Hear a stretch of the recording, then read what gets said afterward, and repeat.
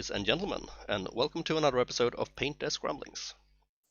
I'm joined tonight by two awesome guys and returning guests. We have Remy, say hi, Hello there. Hi there. and we have Grimbold Blackhammer. Hey, everybody. Awesome to have you on. Really excited about this show. We are gonna talk about something that I call working with the Ninth Age. So it's what it says on the tin, I guess. We're gonna all of us three are part of the Ninth Age project, and we're gonna chat a little bit about what that is like and how you can get involved and everything like that. So to start off, I think we're gonna do a little roundtable introduction of what our roles are, how long we've been in the project, and things like that. How you got involved in as well. So I think we'll start with you, Remy, if that's all right. Right, sure thing. Yeah, so I guess I've only been officially with the Ninth Age project this year. I can't remember exactly when it was, but it's definitely been less than a year anyway, let's put it that way. It's not been Yeah. that long. So the team that I first joined was actually the Quick Starter team. Because obviously I've been taking a lot of interest as a new player to the newcomer to the Ninth Age last year. I've been taking a lot of interest in that, and I've kind of been posting a lot of things. And we'll get onto the story of how I got involved more in a bit, I guess. But yeah, I just got involved in that basically through my own interest in it. And then a little bit later on, I'd also been doing a lot of kind of unofficial work for the product search team. Yeah. With sorting out the Orc and Goblin libraries, basically. Yeah, and I officially joined that team as well because it was a question of I was kind of doing the work anyway, so it would just give me more access rights, and it was made it a lot easier to do it on the forum without having to pester other people to approve updates and things like that. So that's me. That's what I do. Not too much, but No. it's been fun. Yeah, and it makes sense getting in that way. It often is the case that it start out one way and then sort of evolves into the other parts. Yeah, I mean, it suits me because it's like obviously models and quick starter are two things as a newish person I'm really interested in. So those are things that I'm involved with. Yeah, awesome. Okay, let's go to Grim. How did I get in? After when Games Workshop folded up Warhammer Fantasy, I was looking for a place to land. I had tried a bunch of other different games, and everybody was kind of competing in the space to sort of fill that void. And I didn't know where I was going to go. I tried lots and lots of things, and I watched a battle report. I don't know if you guys remember Once Bitten 360. He used to put out battle reports for Warhammer. One of the legends. One of the legends, yeah. I really wish he still did them, but I guess he doesn't. But he was putting out battle reports for the Ninth Age, so I tried that, and I really liked what I saw. And I was checking the forums every day, and I was always there. And so at some point, I messaged this really crazy guy named Blondebeer, and I said, "I'm always on your forums. If you guys, want some grunt labor and need somebody to help moderate, just let me know." And a few days later, HR contacted me, and they made me an ACS. And that lasted for about a week before I got poached by the moderators. And that lasted for about a couple of months before they made me the assistant. What's the ACS? ACS is Army Community Support. You're the interface between what happens behind the scenes and what the public sees, what they want. You answer questions. And it's particular for each army. So if you as a player play a certain army, you can turn to your ACS and talk to them about your concerns and things like that. Exactly. And then now the role has evolved a little bit, and unfortunately I never actually got this role, but it's good because I basically have no design skills whatsoever. But as they design army books, designs are run past the ACS representative, so that when you design a book, 1,000 ideas are pitched before one is taken, and a lot of the time the ACS will say, no, you can't do that. The public will absolutely hate it. So they fill an important role there. Yeah. But I got poached by the moderator team, and they're the folks who tell you not to swear, tell you not to make sock puppet accounts. They break up fights. They tell people not to post racial slurs and all that kind of good stuff. Yep. And after a few months there, I got bumped up to the assistant head moderator. And after a few months in that role, I got bumped up to the head moderator because the old head moderator, he had to leave for personal reasons. And that came with an automatic advisory board role. Oh. Because the advisory board and the executive board, believe it or not, also need to be moderated. Yeah.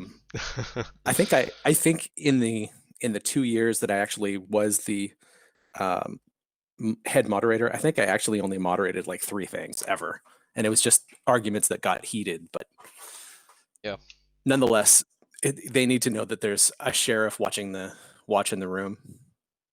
I did that for a couple of years, and then the HR team, just by fluke, a bunch of people left all at once, and I said, "Well, I'm happy to help out with HR. I know how the game works, and I know staff." I transferred over to HR, and about 4 days into it, the head of the HR team left, and so by default, I took over that role and became head of HR, and I did that for a couple of years. And at some point during all that, I became a member of the executive board. So it's kind of been a weird ride. I've kind of touched a lot of places and worn a lot of hats. Yeah, so sure sounds like it. That's that's awesome. Learned a few things there myself. But kind of like Remy, though, it's you start in one place and somehow it leads you somewhere else and somewhere else. Yeah, and that's been. Is this a importance of the future for me? Yeah, who knows where you're gonna end up? That's gonna be interesting. Quite a ride.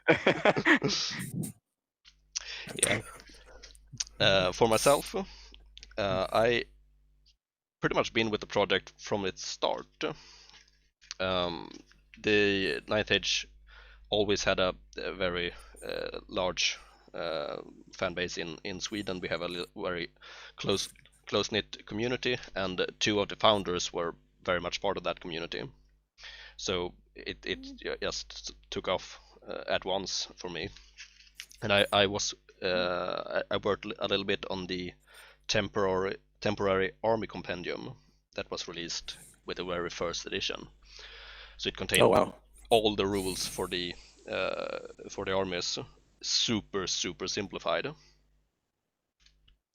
And then from there I became part of the army committee team, the ABC team, Army Book Committee for Vampire Covenant, and I helped develop that book from the temporary army compendium into a more fully-fledged army. And then I stayed in that role for a while, but then they started to change the structure of how those things worked, and I had sort of diverged into working with rules clarity instead. And I had started making the diagrams in the books, so the rules diagrams, which is just something that I thought maybe I can do this, and I made an image. And now I spilled a lot of paint, so a little bit of clogged paint there. But I made one of the diagrams and showed it to one of the rules team members, and he said, "This is good. You do this now." And then I did that. Uh, so I got sucked into that, and then I became a member of the Rules Clarity and worked for that for a long while, doing all the images and quite a bit of work with the rules as well, make it all understandable and no gray zones and things like that. But then, and that is still my official role, although I'm not that active anymore in it. I'm the rules images are sort of done. There are some updates every now and then, but it's not a lot of work anymore, and I don't participate that much in the discussions about rules, really. But I sort of slipped into the art team lately for sort of a temporary gig. I've done some of the logos for the newer army books, so the Ostlanders and the Makar, and a little bit of that. And I might have done something for the Infernal Dwarf book. I'm not sure yet, but that's a very temporary thing, where my skills sort of fit that army. So I've been jumping around a fair bit as well, you can say. All right. So yeah, that's us. I think we'll move on to the news, if that's all right with you. Yeah. We'll probably go into a bit more about our backgrounds and tie those into our future discussions in the main segment later. But for now, let's leave that. So we're gonna go over to news. We have quite a lot of stuff this time because it was a bit longer than usual between this show and the last one.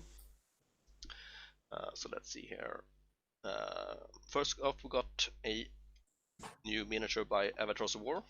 They are pumping them out, really. So this is a barbarian marauder warlord, looking really stylish, I say. Have you seen this guy? I have, yeah. No, I'm a big fan of Avatars of War. Actually, I've only got, I think, a couple of their models, but they're really, really good. And I when I actually visited, I think they're from Barcelona. They're definitely Spanish company, right? Yeah. Yeah. So when I visited Barcelona in some of the miniatures cabinets in a store there, they had like an almost full set of their models in real life, and they were just absolutely beautiful. It made me want to get a load more one day. Yeah, they do make some beautiful miniatures, and they are so loaded with detail, which of course can be a bit annoying, Yeah. but it looks good. I think for character models, is it perfect though? Yeah, they do make that model does not look fun to paint. It's a nice model, but painting that would be horrible. Could be some truth to that, yeah. That's always the downside of adding details. But they do make some army kits as well, or plastic kits with units, and those look quite more reasonably detailed. So they seem to have a good grasp of that. But yeah, this is a neat model. Would make a perfect chieftain for the Warriors of the Dark Gods, for sure. That's neat. Next, we have some Hawk Riders by Taxarli Factory, or Kestrel Knights, also called. I think they look good. Quite dynamic. I like the fact they rank up. Yeah, indeed. That is something that is not always taken into account with these flying units, and it's nice to see that they have thought about that, for sure. So they are very, very suitable for the 9th Age, these guys. That's the correct base size and everything. So we have pre-order of those up at the moment, and a little bit of a sale, €60 usually, and now 45. So you save a bit if you order now. And I've heard good things about this company. I haven't ordered anything from them myself, but they have some Undying Dynasty stuff, and only heard nice things about it. Those are nice. Those would be fun to paint. Yeah. I don't know. I don't think they're great on the tabletop, but rules wise. But hey, those are nice models. I like the Kester Knights. I did an episode recently about the Sylvanels, and they are one of my favorite options for that army. I think they are so cool, and they still do stuff in my little experience with them. But sure. Moving on, we have a Kickstarter for Dunkeldorf, the Prancing Peacock, a role-playing game, tavern miniatures. So they have a bunch of miniatures for a tavern, very characterful, made for role-playing, of course. So not that easy to fit into an 9th Age army, but I have my eyes on a few of them. This bard here included.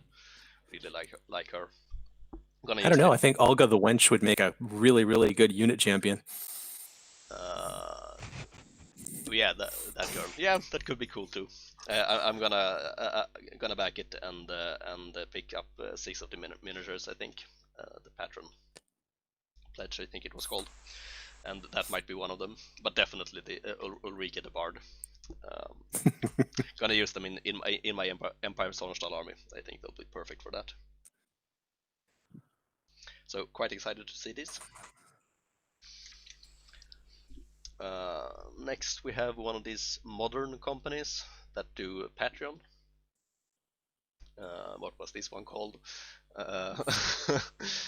Peculiar Companions. Sure. A 9th Age supporting company, by the way. Yeah, for sure.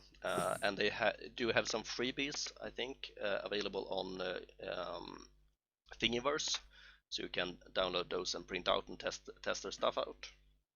But then they have loads of stuff, and a lot of it aimed for rank and file, so you can make big units of like varying slight variations in the units. So very much suited for the 9th Age. And quite low fantasy humans for the most part. Looking very good.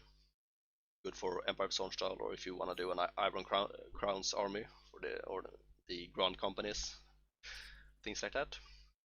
This would be perfect. Next, I think you had some news, Remy, that you wanted to share. I have them prepared here, so I can scroll through them. But... Yeah, I was about to say I sent you the link so you could put them on screen, so I would not be capable. Yes, no, at risk of being a Mantic fanboy, since I'm actually, when we talk about what we're painting, I'm painting Mantic models, and I painted a Mantic model last time I was on the show. Yeah, but yeah, I'm no, I did realizing notice that I messed up the order of the segments now. We usually do the hobby spotlight before the news, but we'll do those in a moment then. keep people guessing what's coming next. That's all good. Yeah, no, I noticed Mantic did this update quite last week or this week, and yeah, it's looking quite cool. There's a load of new models coming out in the near future, which are all pretty nice for 9th Age players as well. There's these kind of strange multi-legged undead cavalry guys that look pretty freaky. I think they're intended for their sort of, I guess, Demon Legion-ish army that they have in Kings of War, but you could certainly use them for some kind of demon units or undead units. They're pretty kind of in between. What depends on your aesthetic preferences. Yeah, but they I look think pretty cool. They could be Brazen Beasts, perhaps. Mm-hmm. It's a demon unit, or if they're small enough, for sure, Spectral Hunters or Monstrous Revenant or something like that.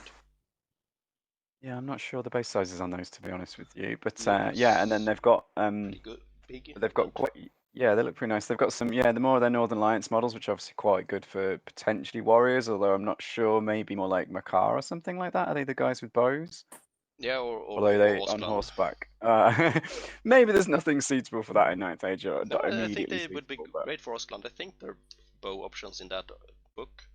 There is at least in skirmish, so you can always use it for that. Right. I mean, they're Northern Lights. I've not seen them myself, but some of those new models do look quite good though for a variety of things you use them for. Any human army, really. Of course, got a way to put them in if you want to go for that style. For sure. What have we got next then? There's a bunch of other games, but if you scroll down a little bit further, you'll get some more fantasy models. Excuse me. September. Yeah, there's this ogre who looks Oh, interesting. Yeah, wielding those Excuse me. pistols. Boomer Yeah, Sergeant.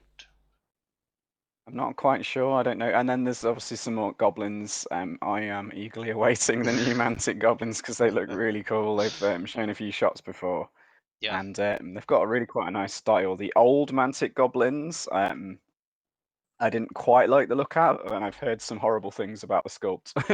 That it's the sprue is really difficult to work with. But their new ones, hopefully, I'll have learned and upgraded their kits. So yeah, looking forward to those. Yeah, they have a very distinct feel to their goblins with this very big nose, I think. But it certainly can look cool. That's no joke. Yeah, no, they've got new wolf. Well, they call them flea bags, but they've got new wolf rider models and like new goblin infantry coming and things like that. So, and this is just another one of those, basically. Yeah. Sneak peek for the future. Awesome. Yeah, looking forward to that. There, I do use the occasional mantic model myself, as we'll see in a moment. Next up, we have. Yeah. Well, I was just going to say Mantic is really upping their game. I don't know if their designers are getting better as they do more work or if they've got new designers, but their new models compared to their old models, there's a definite step up in a good direction, I think. I'm wondering if it's mostly the manufacturing process that they've improved, because it's quite difficult to get to the right level of detail within injection molding. So that takes some experience. So might be that's where their improvements are coming from. I think it's a True. bit across the board. Yeah, no, from listening to sort of interviews with them and things like that, I think it's like a little bit of everything really. Just experience, and then being a bit bigger, being able to do a bit more on the manufacturing side, things like that. But I've heard that people still sort of say that maybe their designs are a little bit inconsistent even within the ranges now. See, not so much a problem if you're picking and choosing the ones you like. You can pick the designs you like and ignore the ones you don't. But if you were trying to do like all Mantic, then you might have some issues, I guess, depending on your preferences. Yeah, I agree that they're older models. I bought. They're all new to me because I hadn't heard of Mantic until last year. This is all fresh back in this hobby, as we discussed last time, in a way. So yeah, but I bought some of their older ones and I really wasn't very impressed. And then I got some of their new models, and exactly like Grim says, they are so much better. It's like night and day. Yeah. No, it's really awesome to see them upping their game. That's always good to have more good stuff on the market, for sure. Okay, so this next item by Wargame Atlantic, some giant spiders. These spiders really remind me of, I don't know if you guys played Warhammer Fantasy way back in 4th and 5th edition when like Dread Elves or Dark Elves, they call them, could bring units of spiders and basilisks and stuff like that. These models remind me so much of that. I did not play it back then, but maybe Remy did. I did, but I don't remember. I think I did know someone who played sort of Dark Elves as it was back then, but I don't think he used any kind of monster models, so I don't remember these. But no, I'll take your word for it. But they look quite interesting, and it's interesting. So if you scroll down on that page, you'll see that they have actually got a picture of a goblin riding the back of one of these spiders, which is where my interest comes in, because there's actually there's loads and loads of cool spider models on the market. Very few of them are actually very suitable for Ninth Age. Yeah. Mostly because they're too big is the issue for the 25 by 50 cavalry base size, which I think most of them are suitable for the huntsman spider, the middle ground spider. Once you move up to the 50 mil base, you've got a massive array of modeling options. Exactly. But the small spiders, there's not very much going on there in the entire market right now. So it's really cool. These might fit into that niche, basically. It's what the Orc and Goblin players are hoping. And there's been some ideas that you can pose the legs differently, and you should be able to fit them onto a smaller base size. Maybe a few issues with ranking up, but nothing you couldn't work around is what we're hoping. Yeah, they look really good. I don't have any Spider Riders in my army. Might have to look into these someday if I do want to add some. That's nice. Okay, I have one more piece of news, the cultist update, but I think we'll do a we'll do that now and do the hobby spotlight afterwards. I think that's all right. Let's switch back to this image. So have you seen the update? They called it a minor update to the cultist book. I'm aware of it, but I haven't read it in any detail. I think the term minor is a bit faulty. It seemed like a pretty big change to me. So I've written down some notes about the big things that changed. So they one of the main rules of the army changed. The nobody expects. It was merged with a rule that allowed them to always choose sides. Now the opponent can choose whether they will choose sides or not. And if they do that, the cultist player will get extra points for killing one of their characters. So that's a really big change, I think, to how they play, because previously they always got to choose sides. Right. Now the opponent gets to choose who chooses sides. So it's a big change, but quite interesting, I think. It might even open up some more plays for the cultists, because they were pretty locked into this playstyle of always choosing sides, so they're therefore almost always going last. So it could be interesting. They also made a lot of clarification. Yeah, go ahead. No, I was just say giving more options like that, giving more strategic options I think is a good idea in general. So that sounds good to me. I haven't played against any of these or anything yet, but I've watched about report rather with cultists, so it did sound really interesting actually as an army. So yeah, I think it's an awesome army. It's really weird and interesting. Not a lot of people in my area play the auxiliary armies. Have you guys faced them on the battlefield a few times, or not at all? Or I faced the Osklanders once, but I do allow them at my tournament, so quite a lot of people bring them there. So that's good to see. But I don't get to play them there because I don't play at my own tournament. You're not your own ringer? No, I couldn't. I'm too stressed out when I'm hosting tournaments. I could never manage to be a ringer. I haven't obviously played any 9th Age tournaments or anything yet, so it remains to be seen for me what the UK scene's like. Hopefully one day I'll get to find out whether people bring cultists and things like that, but I wouldn't know right now. A few tournaments in UK that do allow them, but it's not that common. But hopefully it will become more and more common. Yeah, I mean, I think people are always concerned about, balance and also the unknown. It's just like, oh, I don't know what this is, so I'm a bit frightened of it, sort of thing. Standard sort of human psychology there. But yeah, as people become more familiar with these things, I think they will become more widespread. And and the experience of having to run your own tournaments and the downsides of that, I'm very, very, very familiar with from other games. So I feel for you there, Mada. Yeah, it can be annoying sometimes, but I do like hosting tournaments. I'm really looking forward to getting back to that after all this Corona nonsense. So it's good size of it too. Some other changes: they removed the Locket of Sunna from them, but gave them Lugar's dice instead. I think and that just changed. Yeah, I think it's in light of the new Lugar's dice. And Locket of Sunna was a really weird item for them, because it's such a powerful item, iconic. Such a strange item, and iconic of course. They also changed the minor technical difficulties. Yeah, exactly. Minor. I'm blaming the weather. But we're back, hooray! So I'm gonna talk about the ritual altar, which was changed in what spells that it can access. So it used to have the Wrath of God, just stand in a corner and rain down damage from above.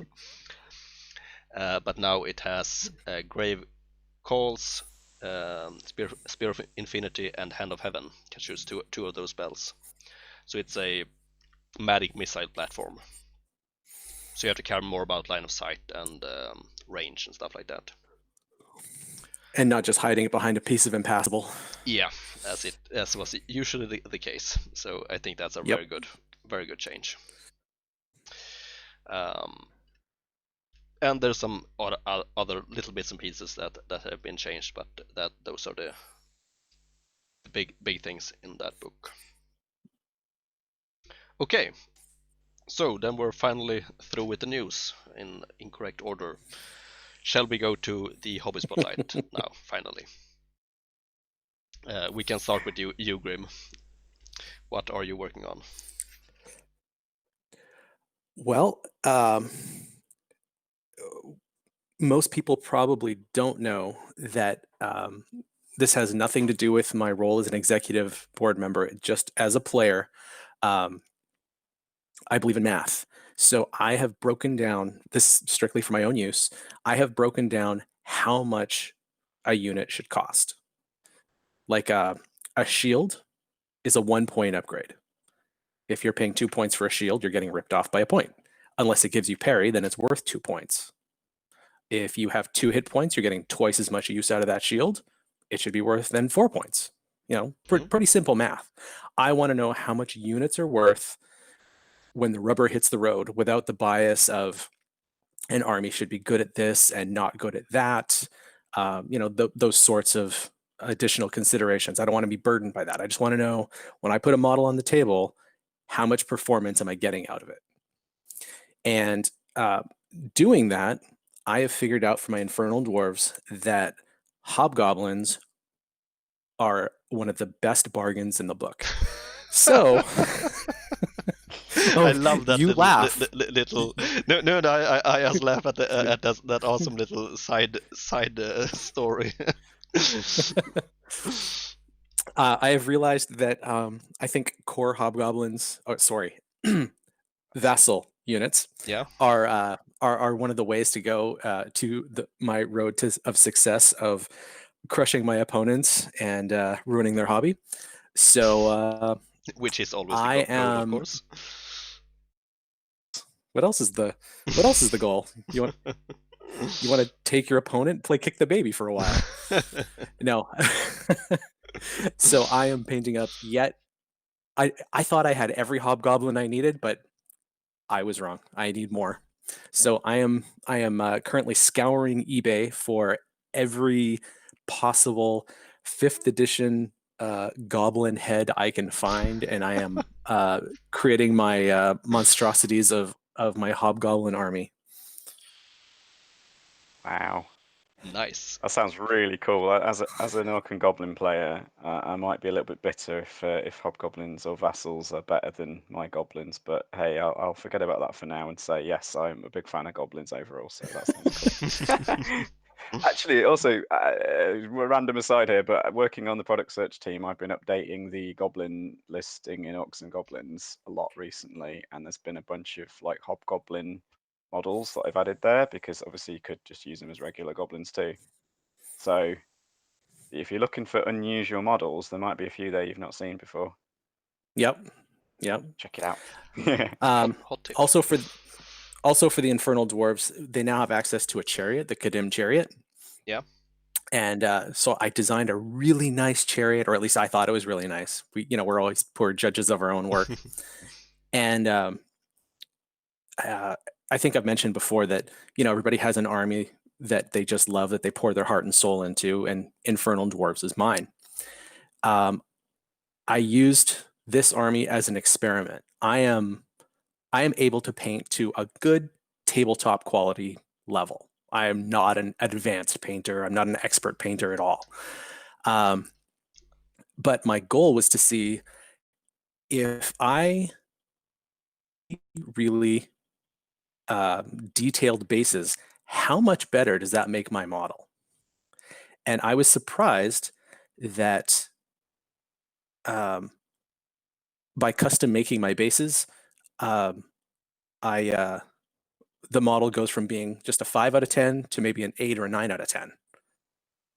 So I built these really amazing chariots, 2 really nice chariots, and I put them on GW chariot bases. I didn't even think about it. And then I did all my customization on the base. I stood back and I looked at it and I said, crap, that's the wrong size base. What? Don't they have chariot bases? They do. And you wouldn't think it's that hard. Hey, GW employee, your one job is to create a rectangle of plastic 50 millimeters by 100 Oh. millimeters. Well, he screwed it up. GW bases are only 45 to 48 by 100. Yep. Yeah. So I had to rebase them.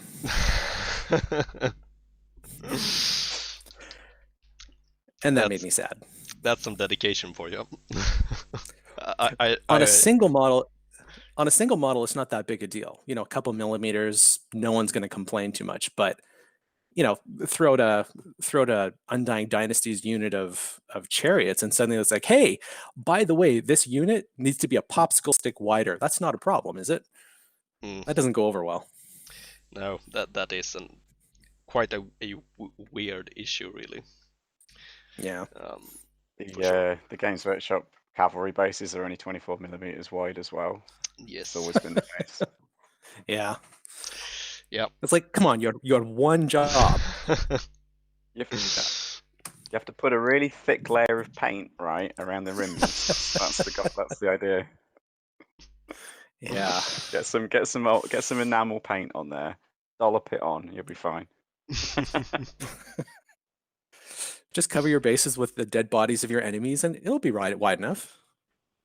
Yeah, no, it is an issue. I tend to use like movement trays and things like that to get around it, but yeah, it bothers me more on like character models and things like that. But yeah, a lot of the other bases you can buy these days are obviously correctly sized, as was always the intention, weirdly. Yeah. Yeah, I think it was only GW that doesn't know how to measure things. I remember the day when I discovered that, and I was sort of like mind blown. It was like, I was like, why are these the wrong size? Like, I never understood it. So yeah. Yeah, it's a really weird issue. I haven't bothered about it at all, really. But when during games and in combats and things like that, I still count them as the width they are, or they are supposed to be. But yeah, during movement, it do become something different, which is weird. I find it irritating when this is a game of millimeters, and sometimes that matters. Yeah. Yeah. It's annoying for sure. Yeah, it's a pet peeve. I swallow my pride at times because even though I know that, oh, well, 1 millimeter out, even though I probably should have made that charge, but whatever. Yeah. All right. So you are working on Levies for the Infernal Dwarves. That's the conclusion here. Yep. Okay, Remy, what's on your desk? Well, I am once again Mantic fanboying for whatever reason. These guys actually stuck together. I'm trying to show one for the camera. Let's see if you can probably not get a good look at them, unfortunately, because again the lighting issues I have. But yes, these are Mantic Earth Elementals or Rock Elementals, something like that. Yeah. And actually kind of glued them together and sprayed them and got ready to paint them a little while ago. I actually want to use them for 9th Age. Now, obviously I play Orcs and Goblins, so like, why would I be painting Earth Elementals? But from reading the rules, I noticed that one of the popular spells was this Totemic Summon, I believe it's called. Yeah. From Shamanism or Shamanism, which is again a popular lore, and this is a very popular spell. So I figured, oh, what do I need? I need some nice models to use as these totemic beasts that get summoned by this spell. So that was my idea with these guys. Nice. Yeah, and they're really nice models. They're really chunky. They're like metal guys, so they're pretty hefty. Yeah. But they glue together really nicely, and I'm going to try and paint them up. And the reason I didn't paint them actually from when I got them, I kind of realized to make them look a little bit magical, I want to try and do a kind of glowing effect on definitely their eyes, and maybe some of the crystals and things on their backs. Not sure Yeah. about the crystals yet, but yeah. So I was waiting for some Vallejo fluorescent paints to turn up, which have now arrived. So I can have a go at these guys now. I'll have to watch a YouTube tutorial about how to try this effect again because this is something new for me. So yes, now I'm equipped with the correct paints. I'm going to have a go at these. But right now I'm just base coating them because it's something nice and easy I can do whilst chatting to you guys. Yeah, nice.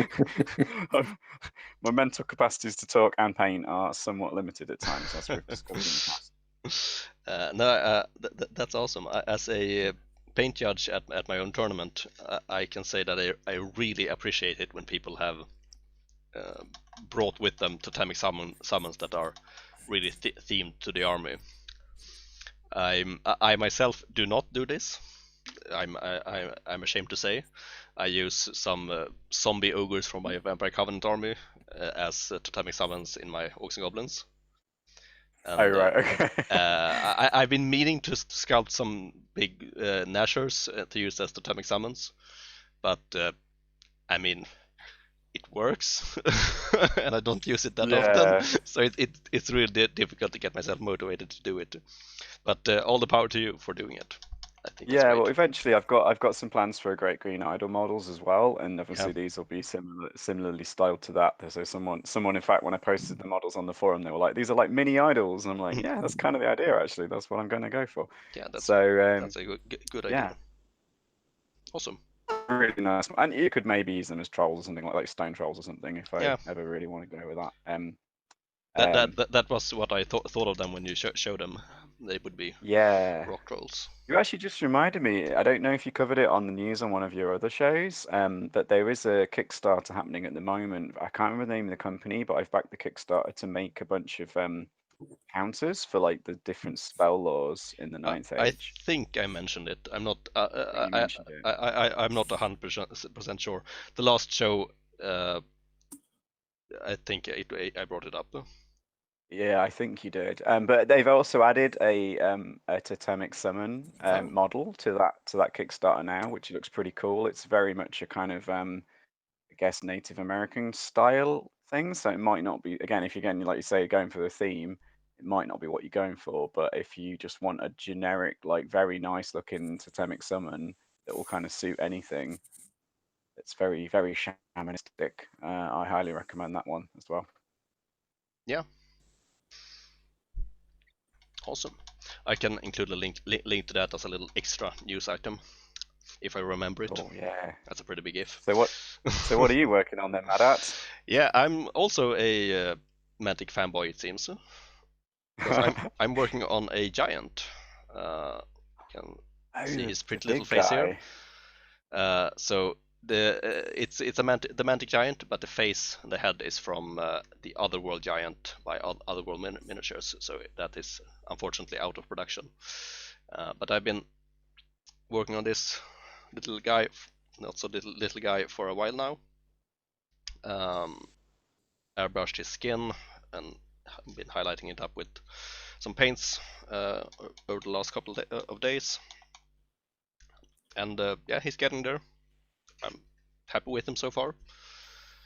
It's an interesting project. And That looks incredible, actually. I really like that head. I did. Otherworld still do some other giant models, I guess. I they definitely do, added but them to they are the not even close to this quality. not It's not as good. Okay. yeah. I don't know. This is like this kit. The Otherworld Giant was like their most super awesome kit, and they have quite a lot of miniatures, but most of it is kind of meh in my opinion.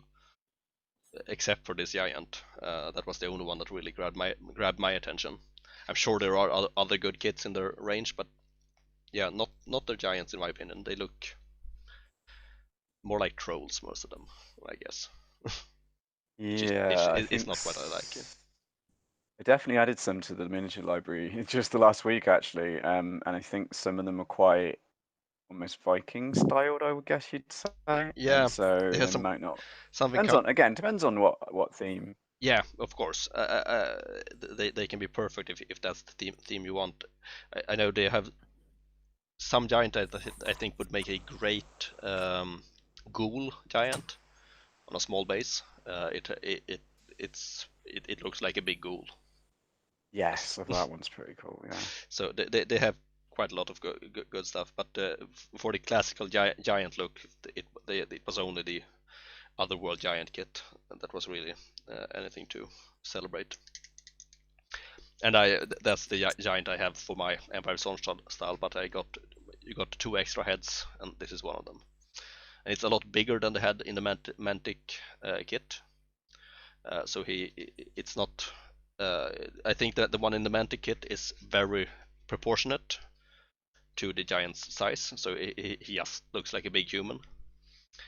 But I thought it would be cool to have a bigger head than they should have, to sort of amplify this adolescent, almost childish feel of the giant, as they should be in the Ninth Age. I'm going to ask only because this is the hobby segment, and I guess I'm allowed to. Yeah. The skin that you're doing on that giant looks really good, and I'm guessing a lot of that, not to take away from your painting skills, is your airbrushing. Yeah, for sure.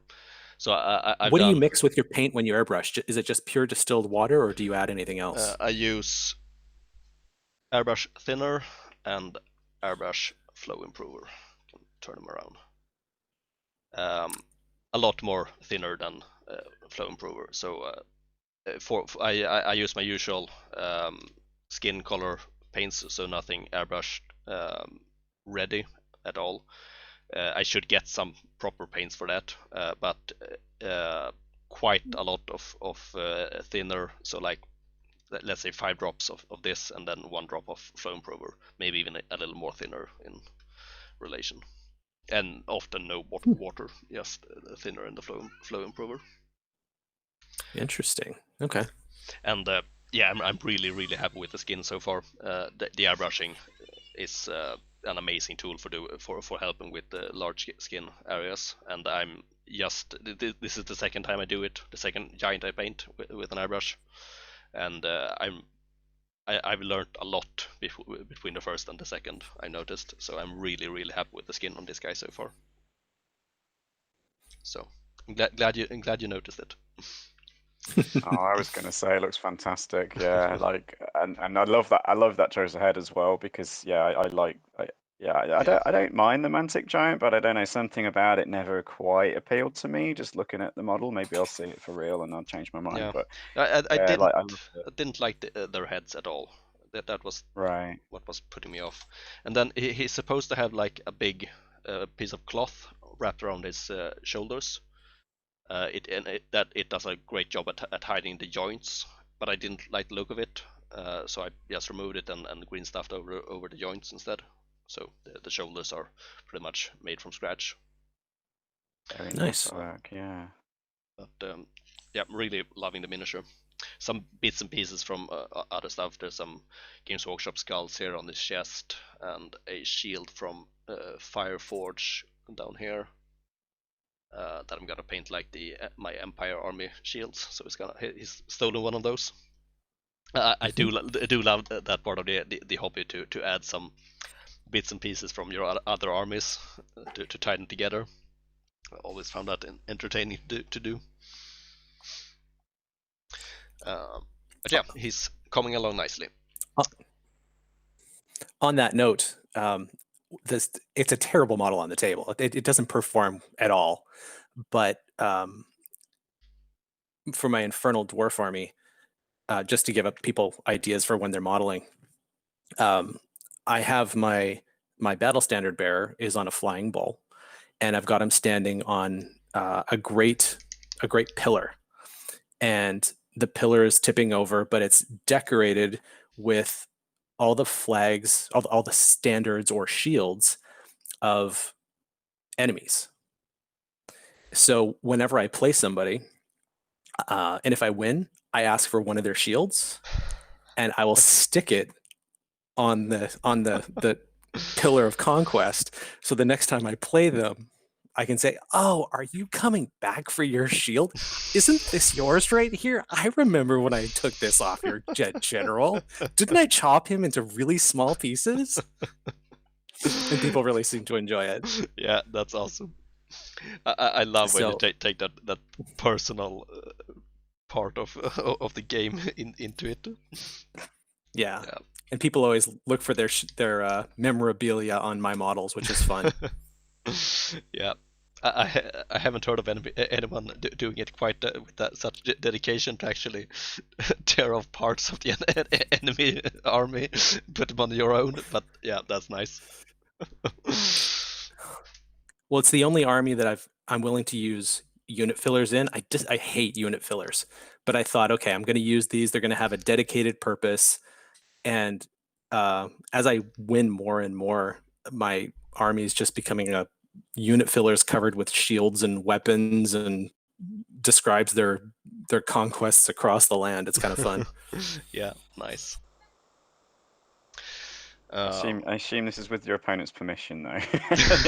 Well, reach over and pull their models no. apart. Usually I can just go into the game store's bit bucket and I can find a spare shield or something. But because I take pictures of my battles, I know what their color scheme is and I can paint it up to match. Nice. Brilliant. Yeah. I love it. And everybody's got the little hobby things they do, I guess. Yeah. That's actually one of the most weird misunderstandings I've encountered telling people about this hobby. They seem to think, quite commonly people think that if you win, you take the other person's army. This was actually, well, this whole thing just reminded me of like the original Magic the Gathering anti-rules, where you would actually have to ante up a card from your deck. And whoever won the game got those cards, right? So if you played with like a really valuable card, you'd potentially lose it if you lost the game. But I mean, I don't know anyone that actually used these rules, but that was actually the original. Okay. And it was kind of like a balancing thing, so that it was like an Yeah. added risk to using a really good card. Yeah. You might lose Sure. it. But yeah, you could play.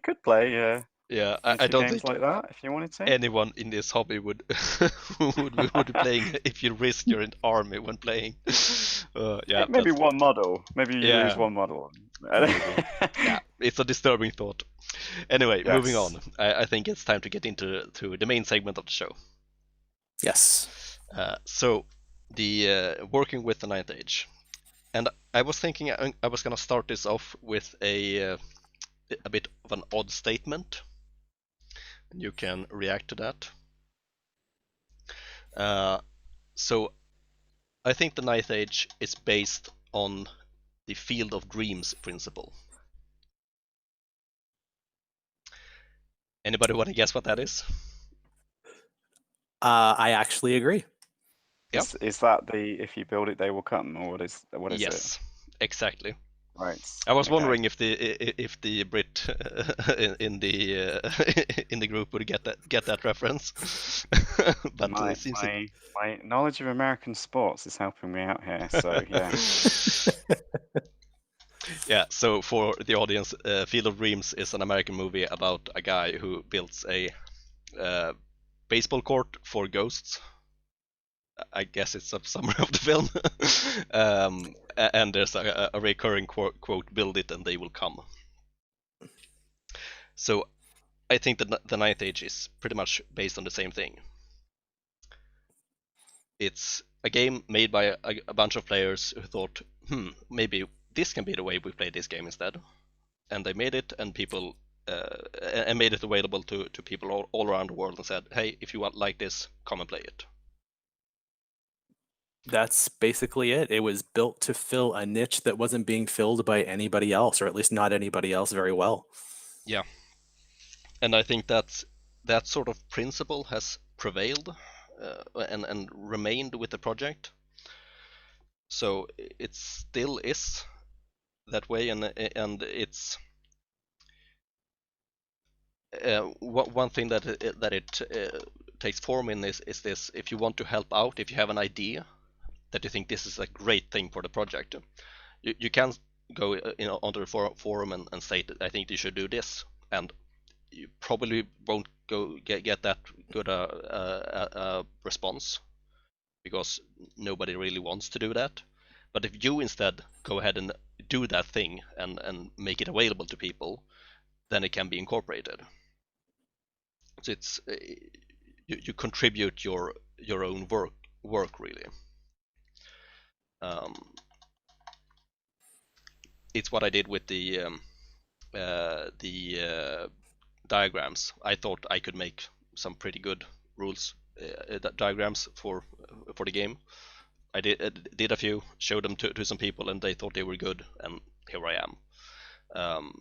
I have no illusions that I'm the best guy in the world for making this. I'm sure they could have found people who could have made loads better diagrams, but I was around, I did it, and I could do the work at that time. So I did it, and it was used, basically. I think that's 100% accurate. In my experience, which I'll say at this point has become considerable, the people who are for those who don't know, the Ninth Age is completely a volunteer organization. So for the people who are willing to show up and do the work, those are the people who have the biggest impact on the Ninth Age process itself. Those are the people whose ideas probably carry the most weight, and that's really how the work gets done. I mean, the Legendary Army books, the Legendary Army Paths of Magic is out of date. And the reason it's out of date is it was written, we wanted the products to look really good. So the original products were all written in Adobe InDesign. But for, real life happens and various people have left the project. They've had to retire over the years. And we realized we didn't have enough people to do who knew and had licenses for Adobe InDesign. I personally think that having nice printed books that people can actually see and pick up will help promote the hobby. So I have a license for InDesign, or my wife does, because she was a photographer at one time.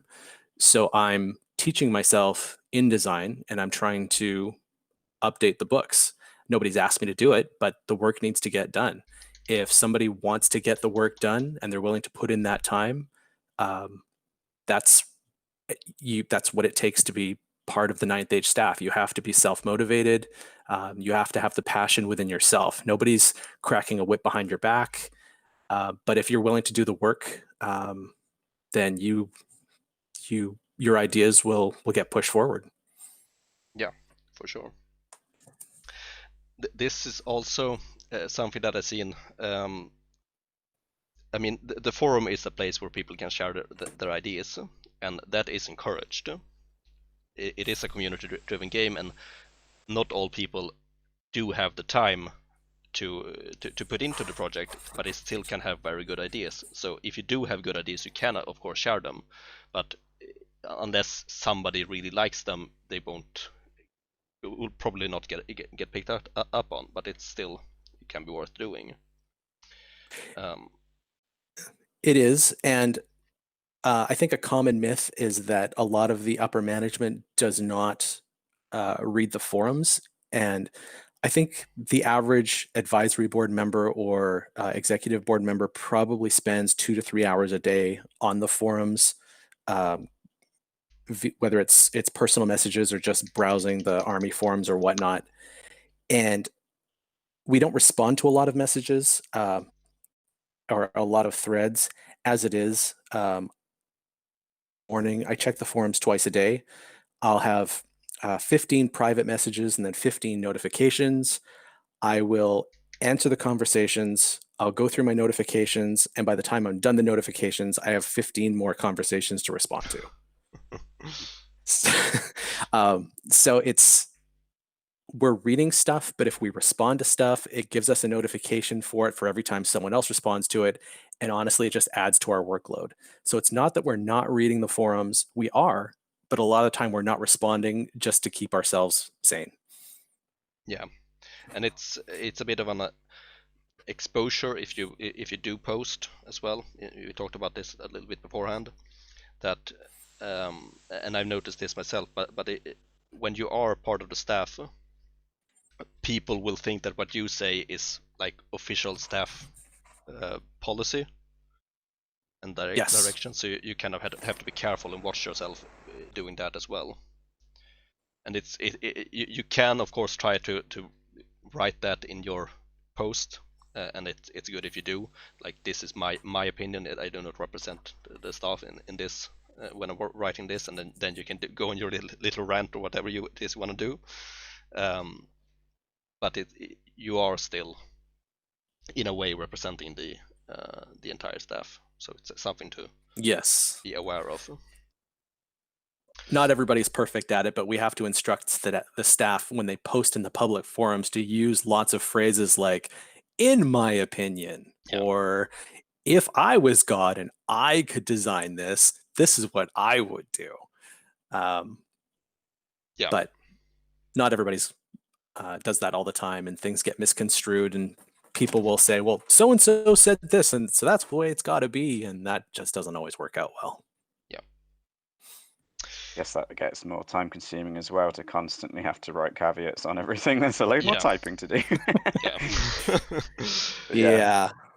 Well, I can back up everything Grim's saying from my perspective, because again, when we had a little chat before we started this, you mentioned like you'd seen loads of my posts on the forum, and I thought, what? I don't see you posting on the forum, but evidently you do in fact read it, and you explain that, yeah, that's just that huge amount of time that you already spend reading, so it's not always so obvious that you are there.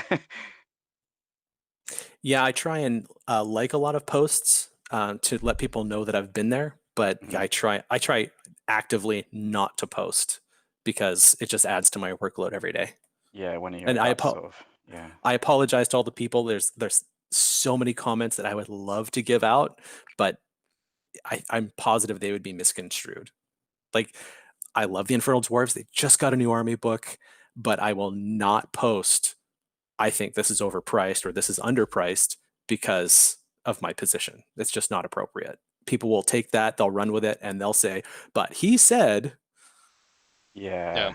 Take it as an official policy that this thing is too overpowered. It has to be decreased in cost, even though it's your opinion and it might not be the truth. No offense. Yes. And the definition of overpowered is whatever just beat me. Yeah. As always.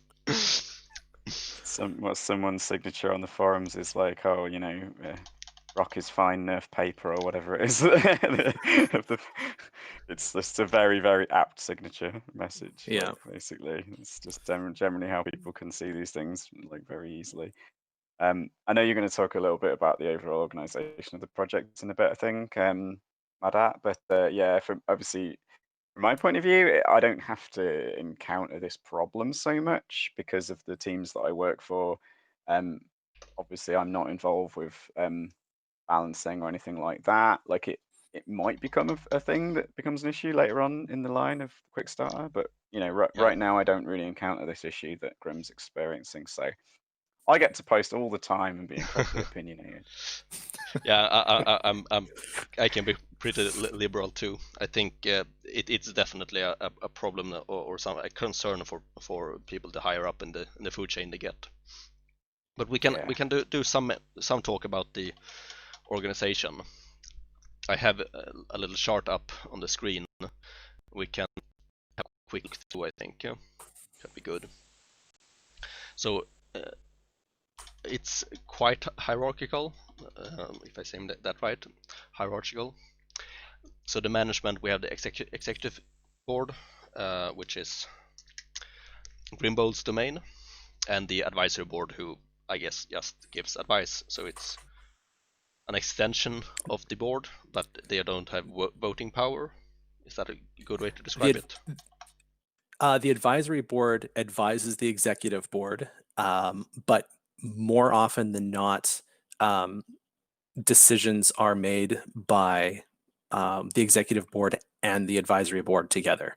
Okay. There are a few times when it's just an executive board decision, but by and large, the advisory board has a vote in most directions that we go in. Okay. Yeah. So We like to share the blame. yeah, it's a slight difference between the two then. Yeah. Okay. And then support, we have the human resources, the legal team, and the administrators.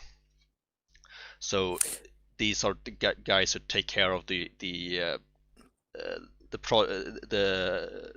team, the management, or the staff is the correct word, and the forums, I guess. Human resources handles the hiring and firing, access rights. They handle inter-staff issues because not everybody always gets along. Quite often, people, you know how sarcasm does not translate over the internet, Yeah. yet people still love to do it. Yeah. So not very often, but occasionally there are interpersonal issues. Human resources is tasked with finding the best people possible to fill certain roles. Some roles are really, really hard to fill. The moderator team is one of the hardest roles to find people for because you have to be thick-skinned. You have to have you can't you have to be level-headed. You have to be calm. You have to be articulate, especially articulate, because people do not like having their posts edited when you know, for whatever reason. And yeah, human resources is a hard role. The only harder role out there is the moderator team, but the human resources has an immensely difficult job. It's hard to assess people when all you have to go on are what they write on the forums. Yeah, for and sure. what they choose to share in the interviews. Yeah. It's much more difficult to get a read on people that way. And yeah, I think one of the important aspects of being part of the team is teamwork. You have to be able to work with the team and not against it. And yeah, that does bring a bit of like conformity issues and things like that, and not everybody likes that. But it's very difficult to avoid, I think. yeah. The legal team is there to make sure that we're not stepping on other people's intellectual property, to make sure that we're not using copyrighted terms, to make sure their artwork isn't infringing upon other companies, things like that. Yeah. And then the administrators run the server themselves, the web page, make sure updates get done, uploading files, all the technical things that let us stay on the web. Yes. Then we have the production group, who are the people that write the books, I guess. Mm-hmm. Yep. So we have the world builders, the art team, and the background team. Pretty obvious roles, I think. Everyone who applies for the 9th Age either wants to be on the background team or the rules team. Yeah, those are the the most attractive ones, I guess. Yeah. One thing that I will say about the background team, this is something that I've thought about a bit. Sometimes I see people complain about what the 9th Age focuses on when they write the background.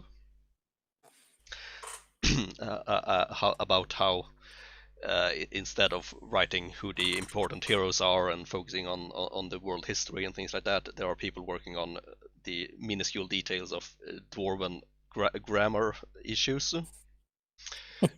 And I'm pretty sure about the reason that these kinds of issues are being worked upon is that there happens to be a linguistic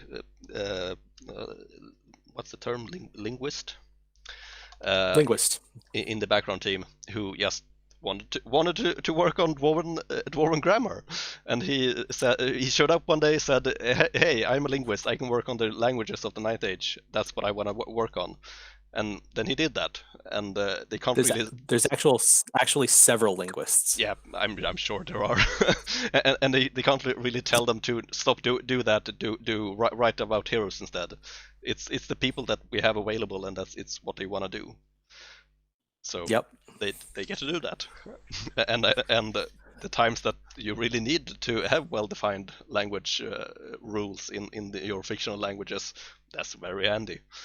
So there are linguists, there are economists, there are people who study the humanities. It's a broad mix, and they draw all of that together and wrap it all into the stories for consistency.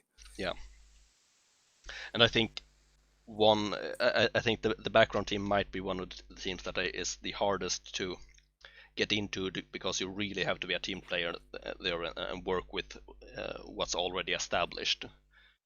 I think quite a lot of people might want to get in there and do sweeping changes because they have these great grandeur ideas about what the world should be, and it's difficult to come in as a new player or new to the team and expect to do those kind of changes. That's very possible. I don't have a lot of exposure to the background team. They sort of work in their own little silo. Yeah. I can read anything they write, but I don't pay attention to their internal discussions or things like that. I've noticed that there are a lot of them, and I do prefer to read the background the right way. So I do try to stay away for the most part, but sometimes it's just too fun to go in and look at what they are talking, what kind of grammar they are talking about today. Yes. I'll make a special note of the art team. We can always use more artists. So if anyone listening to this has the ability to draw, sketch, graphic art, whatever you've got, if you want to donate your time, efforts, and skills, the art team will happily welcome you. Yes, that's for sure. Moving on, we have the design teams. So the rules team and their advisors, the game design and the quick starter team. And as I said, the rules team are one of the most sought after positions, and they are the ones who decide what the game is going to be. Yes. If you ever, go on. I was going to say, if you ever hate yourself, join the rules team. Those guys easily work a 30-hour week. Yeah. It's they have intense. 2 teleconferences a week, as far as I understand. You have to be really dedicated and know your stuff to get onto that team. But the people on that team are the kindest, nicest people you'll ever meet in your life. Yeah, I met a few of them personally, and they are the ones I met are just incredible. Yeah, it's a great team. And the game design. Yes. Yeah, Quick Starter got added, yay! Yeah. For a long time, Quick Starter wasn't on this chart, so it was quite weird because I was sort of trying to read. This is why I thought this chat would be interesting as well, because although I've got a fair understanding now of how Night's Age sort of organization works, it was a bit murky to me as to what went on, and I still struggle sometimes now to know who does what and things like that. Like I've kind of got the handle on it over the last year and a half of being on the forums, and now being part of the teams has helped me to get it. But I do think it's a little bit murky still at times, like especially with the way that the forum tags work. Like you've got your tag under your name, and then you can put tags in the signatures, and it's quite hard to. And you can go. There is places you can go and find it, but if you don't go and kind of search for it, like you won't necessarily know what someone does.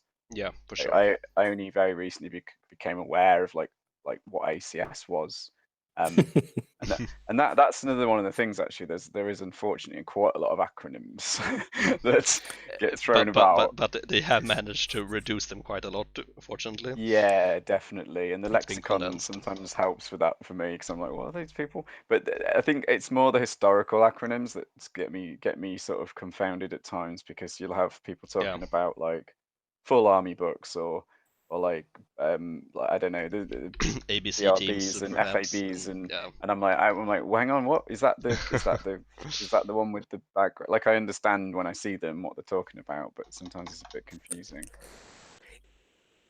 For sure. You're not wrong. In my emails, I do my best to not use acronyms, or in my messages rather, not use acronyms. I try and spell out everything, because you're right. There are too many, and it's at times too confusing to follow it. I'm glad you brought that up, actually. Yeah, Indeed. it's this historical ones that get me lost. But yeah, I know I sort of became aware of some of this. Just helping out on another task was what really kind of made me aware of it. Cool. Karen, sorry for the interruption. Carry on, please, No. Mada. That's good. So the game design team are the ones making the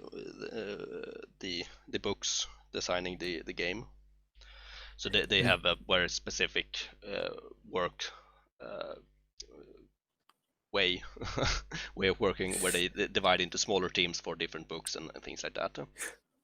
We actually recently changed the way books are designed. The rules team designed the core rules and the magic paths and the magic items. And when we design an army book, there's always at least one member of the rules team on the team. There's usually someone from the game design team as well. There's someone from the background team. We get a representative from a variety of teams. We lock him in a room, and 8 months later, an army book comes out sliding under the door. Yep. Yeah, that's the Infernal Dwarves were the first book to go through this process, so we knew they gave us a timeline, and the first thing that I said when they gave us the timeline, I said, okay, we're going to double that because you guys are doing this for the first time. Yep. And that's why it took so bloody long for the Infernal Dwarves to come out. Yep. But now that they've paved the way through the forest, the other guys, the next teams that follow behind them, are moving at a much faster pace. That's excellent to hear. We are really looking forward to the coming books. So I guess the Dread Elves are the next one, and we've already seen quite a lot of that book in spoilers in the scroll, I think. Yeah, Dread Elves are about to enter their internal playtesting phase.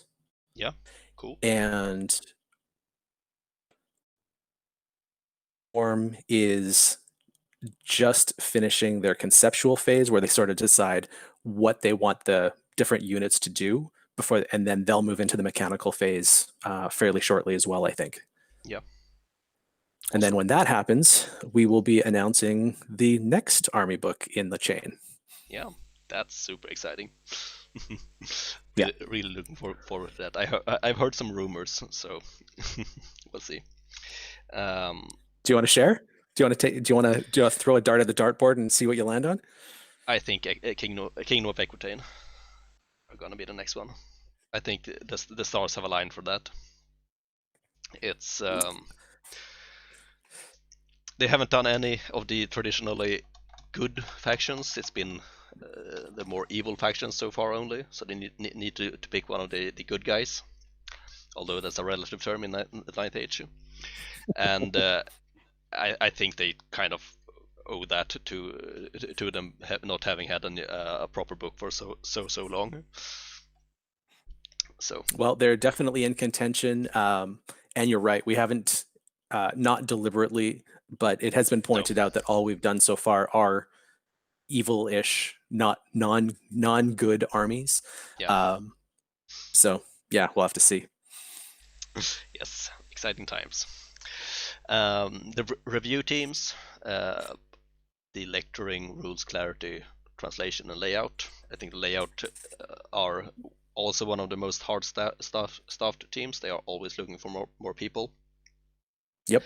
They do the layout of the books, which without them we can't release any of these nice looking awesome books. So super important. Super critical link in that chain, yeah. Yeah. And it's the reason why we have only gotten the slim book of the dwarfs, Infernal Dwarfs, so far. We are short-staffed on the layout team, I think. No, actually, the book is about ready. It's the art. We're lacking pieces of art. It takes between 40 and 60 pieces of art for a legendary army book, and they're short. I'm not sure exactly how many they're short, but they are short, so that's why we haven't released it yet. Okay, interesting. Yeah. So, like I said, if you're an artist, please let us know. Yes. Yeah, rules clarity, my domain. They make sure that the rules are able to be interpreted correctly and with no loopholes and things like that. And I must say, this is a team that has gotten less and less important, I think, because most of the things have been hammered out. And it's part of the reason why I'm not that active anymore. The issues that are brought up nowadays are so fringe that it's really interesting in a way, but quite dull at the same time. So yeah, and of course with new books, they do get some work to make sure that those books are possible to read as well. Yes, the rules that often get proposed from the designers, you're like, wait, what do you want that to do? Yes. I imagine that's not always easy for you guys. No, there have been issues with that, and I notice it a bit when I read homebrew stuff. When I read that with my rules clarity glasses, you see some common mistakes or things that people do in how they write their rules, and so we do try to keep it consistent, and you can get some work damage in seeing everything that way with those classes afterwards. So that's interesting. Yeah. And the lecturing team makes sure that it's proper English, I guess. That's they do everything from making sure things are spelled properly to proofreading, I think perhaps. And yeah, and things like that. Yeah. And the hobby hub are the ones who are the most active with the community. So we have the website teams who develop the website and the lexicon, which Remy is part of. Yep. And the moderators that we talked about. Mm-hmm. Team Green. Team Green. Their tags are green. They are not environmentally friendly. Is that what they're trying to say? I no comment. Not necessarily, at least. Yes. You got anything you want to add, Remy? Well, I actually work on the product search rather than the lexicon, but I guess that's sort of part of the same part of the forum. But yeah, yeah, it's the it's same. fine. It's the same section of the Same. Yeah. of the forum, more or less. But yeah, fair enough. Apologize for that. So the No, hobby it's cool. support. No, well, I did sort of say, I would actually be happy to try and do those updates as well, but Yeah, at the moment, I've got I don't need any more, so I'm fine. Yeah, it's okay to say enough and do what you want to focus on. So game feedback, we have the Army community support, who, as we said, channel the community thoughts to the game designers. Yep. And the tournament analysis, to look at all the data from the different tournaments and interpret it and present it so that people can decide what to change to improve the balance. Yes. They'll say such and such unit is overrepresented. Everybody takes it, or and they think it's. They won't say they think it's underpriced or anything, but they'll say it's just overrepresented, or this army wins, X percent of the time when they have this unit, but you take that unit out and their winning drops by 40%. Stuff like that. Yeah, it's a math roll. Yes. So for those who like math. Yes. And playtesters, fairly obvious. They test the game before the rules before they are released. Yes, they try to make sure things aren't really broken or find the loopholes before we release it to the public. Yes. I think a fairly popular task as well, because you get some early access to the rules, which can be really fun, I guess. It is, but when they get a book, when they get a book, they'll get a unit that does something one way in one version, and then it'll do something completely different in another version. So they don't really know what's coming because Yeah. the designers want to know which design is more functional or fits a role better, but the Yeah. playtesters don't always know that. They're just playing the games and giving feedback. Yeah. And then the last team, the hobby support. So tool support. I have no idea what those guys do. Is that They make the army builder files. Oh, right. Yeah. That makes sense. Yeah, things like that. So, and I think that's one of the pieces that really embody the build it and they will come spirit. Because Yes. if you have an idea for a great tool, you can put it out there and say, hey, do this, and if someone likes it, they will do it. But you can also do it yourself, and then people will use it if they like it. So I think this group is pretty overlooked, because if it was not as easy as it is, for example, to make an army in Army Builder, or I used Army Builder, that's why I reference it, but there's a few others. Yeah. If I had to do it using Excel, if you had to do it with Excel, would you play Ninth Age? I do it with Excel. I have my own little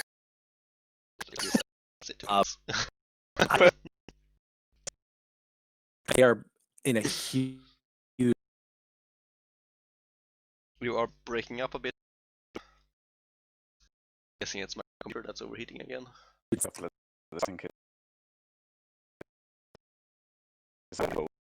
I hadn't even tried this, and they're amazing, and like they're better than commercial products like out there, and it's just free. It's like, this is amazing. So yeah, very impressive work of the people involved in that. Yeah. I mean, every team is critical and does amazing work, but done just how much impact they've had on growing the hobby. Yeah. I was going to say, obviously, we were saying it looks quite hierarchical and things like that. I do think there's quite a lot of sort of merging of tasks from what I've seen. Like, I mean, okay, I'm on the quick start, but like I've done bits of layout things already. Like I've done little bits of, I guess, helping with the web team and things like that. So it's not like super clear cut always. Like, is that right, or am I just perceiving that incorrectly? Well, there's a lot of hiring from within. So if you show an aptitude for an area, it's a team we try not to let people multi-hat, but it's possible a team might try and borrow your skill or just outright poach you from another team. Yeah. Right. Cool. I mean, I made the mistake of making a technical comment during one of our meetings, and a week later I found myself as part of the administrator team. Foolish. On the top level, the only team I have not been a part of is the legal team. Yeah, I think that's difficult to stumble into unless you're like an actual lawyer. Everyone on the legal team is an actual lawyer, and it's amazing how many lawyers play the Ninth Age. Yeah, maybe it's because I get to argue about rules. Yeah, I think that's true. I've heard people complain about the rules being too lawyery, so maybe there's a correlation here. Maybe. I don't know how many lawyers there are on the rules clarity team, though, who I guess are the most responsible for how the way the rules read. I think there are more engineers there, so maybe that's why. Yeah, could be that. This sort of module system that was applied to the model rules with the conditional application. Before you had hatred, which could be applied against different targets, and you had multiple wounds, which could be applied against different targets. But we sort of merged that into just all rules can have these specifications that make them work against specific targets. That was my idea, pretty much, and I'm an engineer, and I like that thought of having modules that you pick and choose from when writing rules. But I guess that's a bit weird for some people. See, that's dangerous. You have publicly admitted to something that you did. Yeah. So whenever anything goes wrong, they know who to blame. Yeah. Actually, I want to point out something else that I've done. This is from back in the temporary army compendium. Mhm. I wrote the rules for the Vampire Covenant in that, and I noticed that there was a lot of units that had some sort of mechanic that made them more difficult to be hit in some way or another, and I sort of merged Okay. that into a single rule that made all attacks against this model are -1 to hit. And I needed a sort of global name for that to cover all these different cases, because it was all the kinds of things from tiny bats flying around to stinky breath and alluring maidens that was distracting people. So that was the name I went with, distracting, and that has stuck with the project ever since. So that's my fault.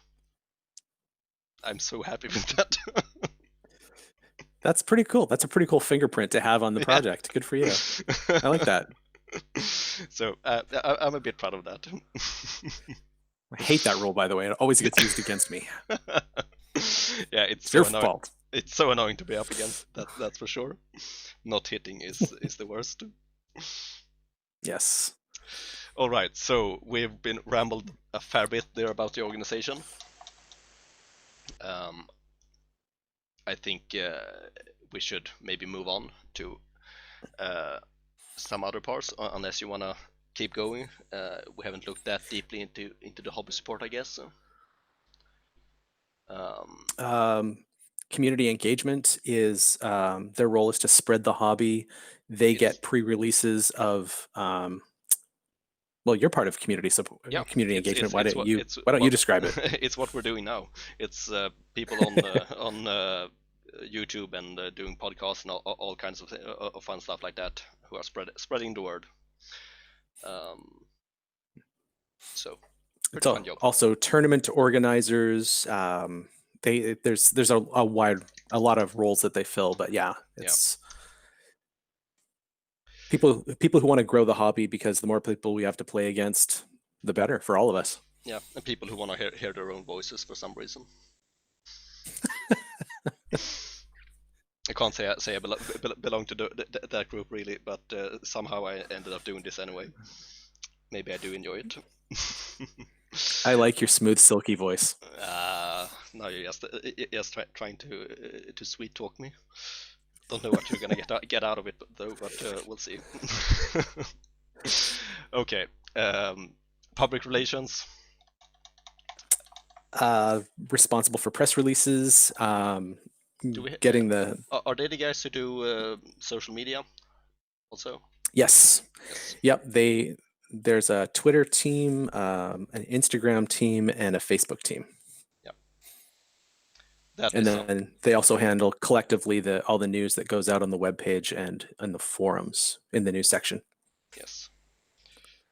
That's the most intense position, because you have to monitor so many forums and you have to constantly be available. That's a hard role to fill. You're really exposed to criticism and all of things like that, so it can be a very draining role, I think. Yeah, it can be. And product search team. I let Remy handle this one. Yeah, that's basically updating the moment anyway, the current miniature libraries, and keeping on track of new miniature releases for potentially your faction or potentially many, depending on your interests there. Little Joe runs this team, unless I'm very much mistaken. I certainly see him as the boss, but he's very responsive to anyone who wants to volunteer and do things with that. It's an interesting one because you can, like I say, I started out helping out with that without officially being a member of it, because anyone can push these updates.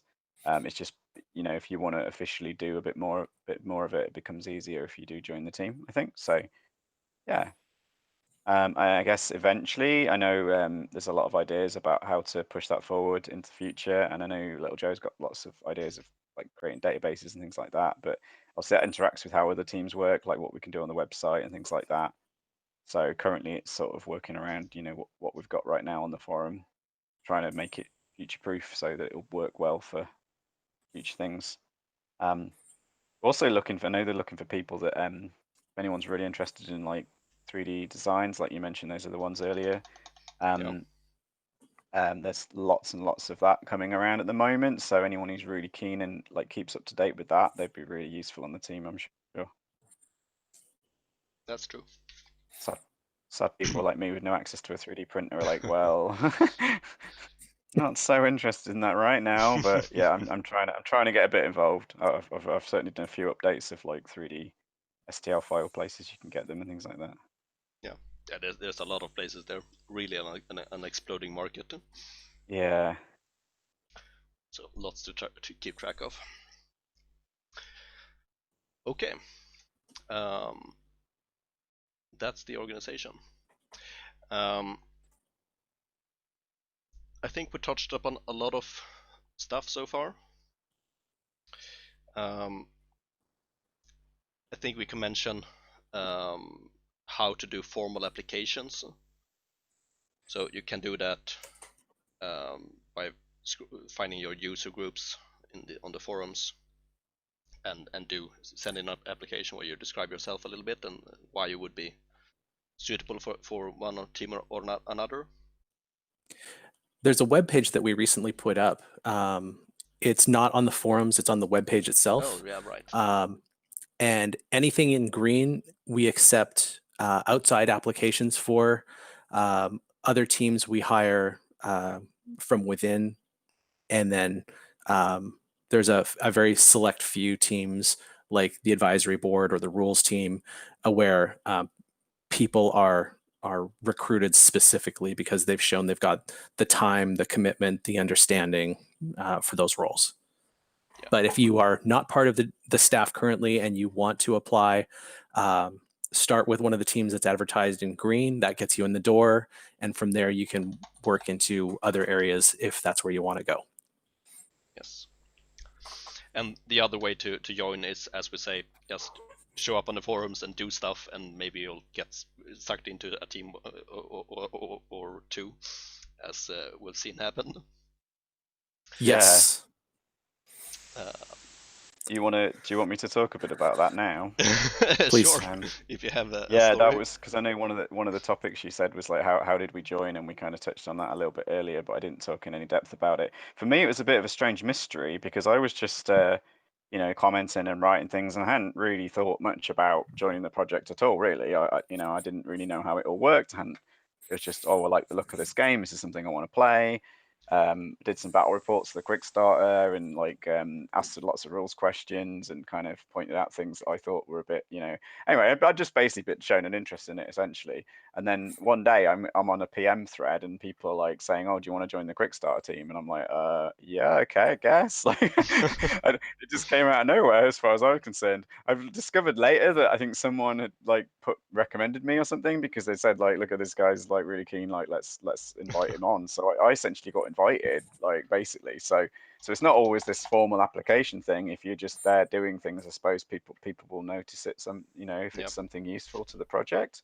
And I was like, yeah, cool. Well, that sounds cool. Yeah, if I can help, I will. So yeah. And again, product search was a similar story in a way, although I did sort of formally say yes, please make me part of this team now for that one. But essentially, I was already kind of doing it anyway. Yep. Just in my spare time, I was just like, well, because I'm not new to the hobby totally, but I'm newly back in it. I was like, well, there's loads of models I want to buy. I'm constantly looking for new models and finding out what models are out there anyway. So it's like, well, I could do this for my own sake, or I could do it and then share it with everyone else as well. And that just seems a natural thing to me to do because by nature, I guess. I'd rather do something that other people can enjoy as well, rather than just hoard a bunch of links on my computer. So why not put them on the product thing as well? Yeah. How many hours a week do you think you put into it? Right now, probably about 5 hours a week, maybe. I'm doing a lot of updates at the moment. Basically, I can kind of do it as part of my work day, the product search thing, because I work as a software tester, and so sometimes I've got like really intense work to do. Sometimes I've got like work where I have to kick off some build or like some software like run, and I have to wait for a little while for the results of that to come back. So I'm essentially not exactly twiddling my thumbs, but let's just say my job doesn't take 100% of my focus at those points in time. So it's very easy for me to just like, oh, let's just do a little bit of browsing. Okay, I found these new models, add them to the library. Just do little bits here and there, basically. So it suits my lifestyle and work life basically pretty well.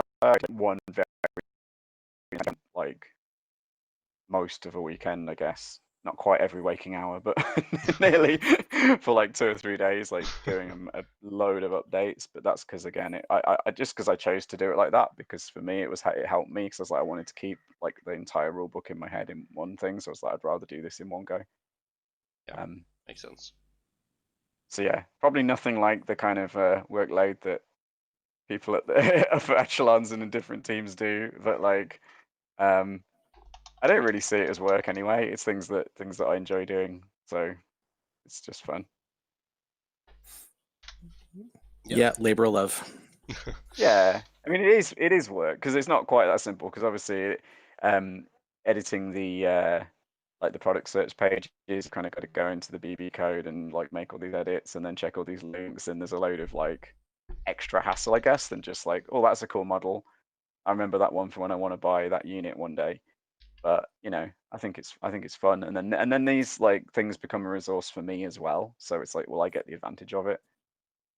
So Yeah. if I come back in 2 years' time and decide I want to buy some trolls, I know that the troll page on the 9th page is great, and it'll help me find all the trolls I could ever want, basically. Very true. Okay. So I think the last bit we should really address is the revolving door syndrome that the Night Edge has a bit of, a fair bit of actually. That we do cycle through quite a lot of staff.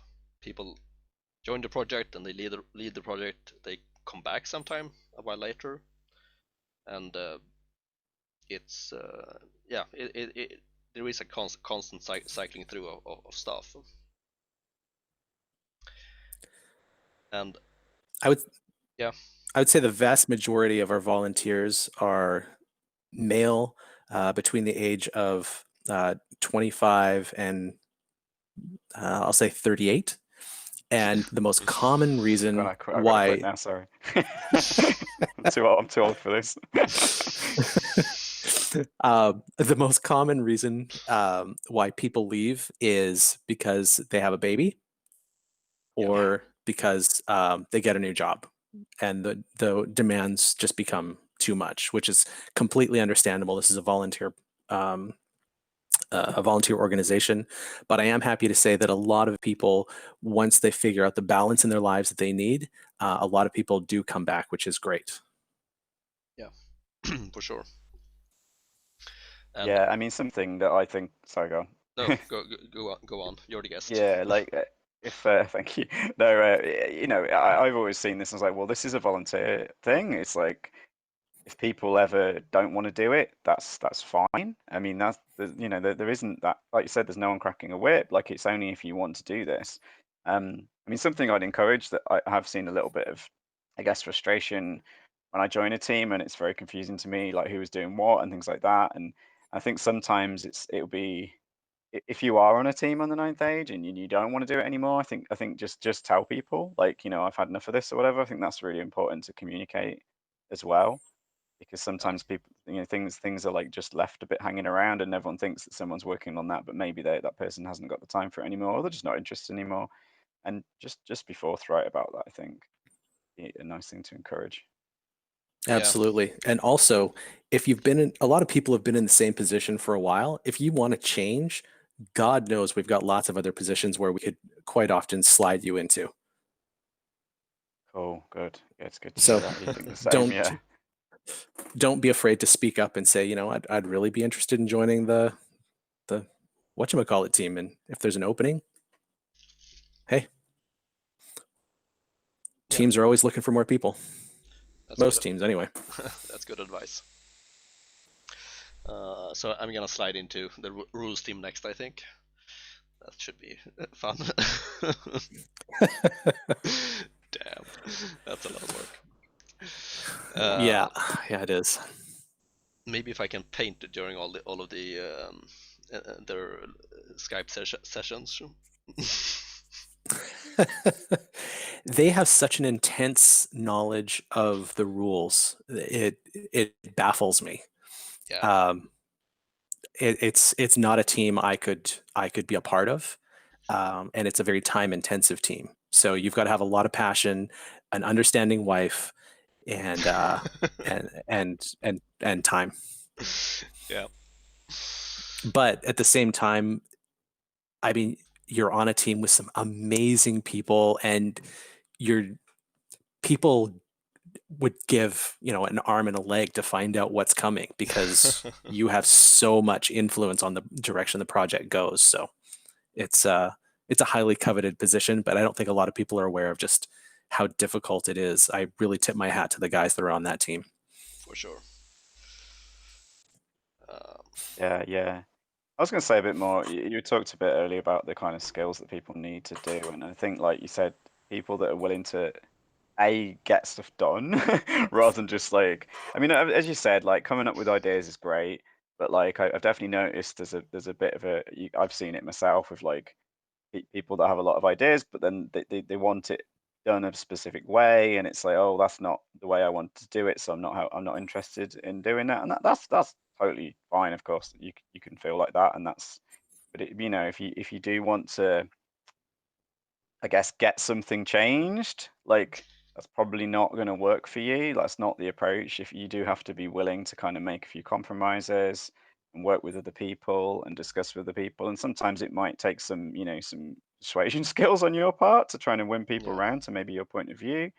I think I know Dan Thomas, like I know him on the forum, and he writes a lot of things often, and he makes a very good point that so much that the Ninth Age does is subjective. It's not like anything is objectively like right or wrong a lot of the time. It's just people's views and how they prefer it to be. So yeah, it's yeah, just appreciate that's how things work in a voluntary organization like this. And some of the things, like I'm like, well, that I might think, well, that's not the ideal way to do it, like from my point of view, but at this point in time, that's what we're working with. Let's try and get it done like to the best we can. It's like don't let perfect be the enemy of progress or something like that. I'm getting the right saying there, but yeah, everything's going to be a work in progress. I mean, that's how, I mean, any game system works essentially, even commercial ones, that they might have a published version, but there's going to be another version one day and things like that. So yeah, just wanted to wax on a little bit about that, basically. No, it's very very true. I think about what you said. It's you can always contribute stuff and suggest stuff, but with the way that things are made in the Ninth Age, people do have quite a lot of personal attachment to a lot of things in it. So you can be stepping on a lot of toes sometimes when you do wild suggestions. So it's something to be aware of, I think. Yeah, I mean, I was very, very cautious on that one when I joined the quick starter team, and I wasn't quite sure who was doing what and why certain things had happened in the past. And I'm like, well, I took a kind of like first do no harm approach. It's like, well, I just want to volunteer and help with things, and now obviously I've kind of got to know the people a bit more, and now I'm a bit more in a position to say, right, here's how I think it should be done. If no one else has got any better ideas, and let's do it like this. But hopefully someone does have some better ideas, and let's discuss them. And so I've definitely been able to push that forward a little bit more. But even on the product search, it's like, well, maybe like the way it's done isn't like the perfect way right now. I know some of the forum users in the past have said, oh, why don't we do it like this and like that? And it's like, yeah, some of these are good ideas, but it's a massive amount of work to do that. And obviously there's a lot of reasons sometimes that you might not realize why things are like they are. Like obviously one of the things with the Ninth Age is if you go to any of the miniature libraries, you'll notice that obviously Ninth Age supporting companies listed at the top. It's in alphabetical order, and like the project doesn't want to show any like favoritism to certain companies and things like that. So like there was a whole idea about having, you know, more immediate upfront graphics like images and Yeah. models, which is cool. Yes, that would look more attractive, but there's a downside to that in that like which models you choose to promote on that page then becomes like, it looks like those are the models that Ninth Age is promoting or whatever. Yeah. So yeah, I mean, and again, it's like it's a work in progress. Eventually we'll get these systems better, but for now it's like the main thing is getting the information there up to date, so keeping it up to date. Yeah, about that front miniature, I've seen quite a lot of discussions about that, and it can seem like such a fringe thing about the project, but some people are very passionate about the way that it should be presented, and I mean that's good. Passion is good, but as you say, there is a reason that it is done the way it is. And personally, I think one solution could be to have like a voting system where the community itself votes on the different options, and the ones that get the most votes are the ones shown on the front. But then you have to have a whole system to get that in place, and yeah, just the website has to support it. And I have no idea how much work that would involve, and I have no skills in that area, so I'm not sure what to do with there, that. And then what happens when every time you get new releases, it's like, well, yeah. How often are they browsed, and how often are they voted on?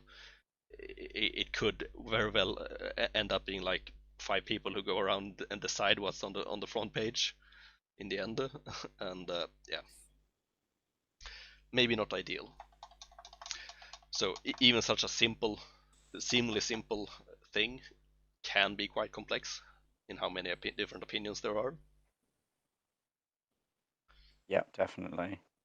And like, yeah, again, obviously, any you will have to spend a reasonable amount of time communicating as well. Like that's just the thing because there's teams, and obviously online communications.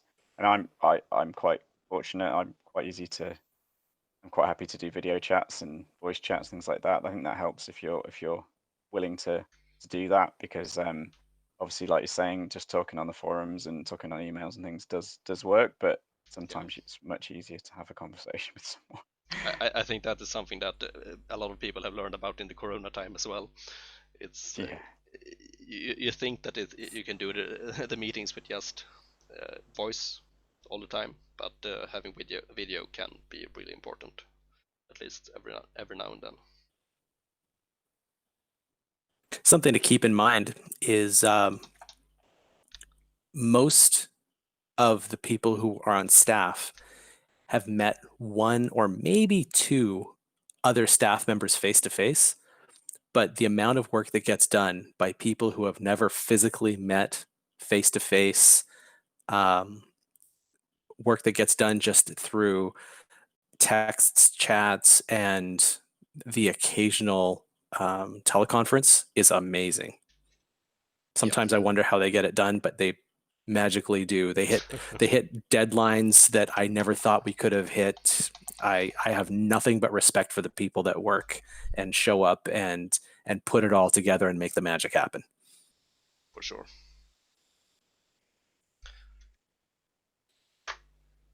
Yeah, no, it's just really impressive, as I say. And again, as I say, everything's subjective. Like there's things about the Ninth Age where I'm like, I'd prefer that to be different, but like it's not. You know, it is very complicated because every single thing you might see one thing one way, but someone else loves it for the opposite reason to the reason you don't like it, and it you know it is very complicated. But I think the results speak for itself. To say when I came back to the hobby and was looking around for game systems, it's like this was one of the ones that really leaped out that appealed to me. Seemed to have a heck of a lot of what I was looking for. So yeah, it really does. It is amazing when you think about that. It's a volunteer thing that's just been done like this. Yeah. So one thing, maybe this is a bit of a question for you, Grim, because I do think that people. I guess I wasn't sure exactly how executive board and things like that, and it's like, oh, it seems like a real hierarchy, and people sometimes perceive it, maybe it's more of a totally community run thing, whereas I guess has got like this kind of, I guess it's like a steering committee idea to it or something like that. How did that all come about? Like, why is it like this? Well, see, we get together in the smoking room of the ivory tower. Mhm. We pass around the cigars. No, it started off with a core group, and the problem was just scale. They wanted to do so many things, but they just didn't have the staff to get them done. So in the beginning, it was done by doing it this way, and that just sort of became the blueprint of how things are going forward, which is going to your point of why are things done this way? Well, somebody at one point just wanted to get X done, and that's the way they did it, and that's why it's done that way now. Yeah. Yes, there are definitely better ways to do lots of things, but it would be a lot of work to do them a different way to accommodate the scale of what the ninth age has become. Yeah. But sorry, leading back to your other question of why are things done the way they are, as far as a steering committee, we handpick our team leads as well as we can, and I think we try and give them as much autonomy as they need. They know their team's best. They know their own timelines better than we're going to. We can say we want to do the Fishmen as our next army, Yes. and that means that we have a process in place of how we pick the team. When that team reaches such and such a milestone, the work gets handed off to like layout and translation and so on. It's not a perfect process, but it's as much as we can put into place um, to create as efficient a process as possible. And a lot of that, I guess, comes back to why we just changed the process. It was too slow to put out army books with just the core rules team doing all the work. Pick that up because we realized if we did 2 army books per year, then hey, in 8 years we'll have finally done every single army book. Oh my God, that's not going to work.